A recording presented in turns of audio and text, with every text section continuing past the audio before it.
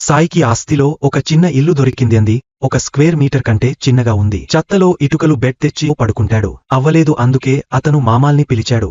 మేము ముందుగా విండోస్ ను తీసేసి ఒక పెద్ద స్క్వేర్ స్టీల్ తో ప్లేస్ ను ఎక్స్టెండ్ చేశాము.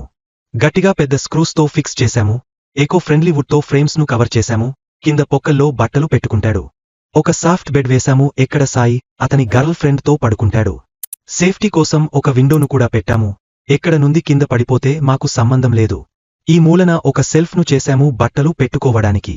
ఇంకా ఒక సాకెట్ ఛార్జింగ్ పెట్టుకోవడానికి పెట్టాము. బెడ్ కి సైడ్ లో సాఫ్ట్ కుషన్స్ ను పెట్టాము ఎక్స్ట్రా కంఫర్ట్ కోసం. ఈ డోర్ బయటకు ఓపెన్ అయ్యేలా చేశాము. డోర్ ముందు ఈ పొక్కలో ఒక చిన్న సెల్ఫ్ ను అమాయక పెట్టుకోవడానికి చేశాము. ఎక్కడ ఒక ఫోల్డింగ్ డెస్క్ ను పెట్టాము. ఎక్కడ వర్క్ చేసుకోవచ్చు, ఇంకా అన్నం తినవచ్చు. ఈ కార్నర్ లో ఒక టాయిలెట్ ను పెట్టాము. దానిమీదే ఒక షవర్ ను పెట్టాము. టీవీ చూడటానికి ఒక ప్రొజెక్టర్ ను పెట్టాము. మొత్తానికి ఈ ఇల్లు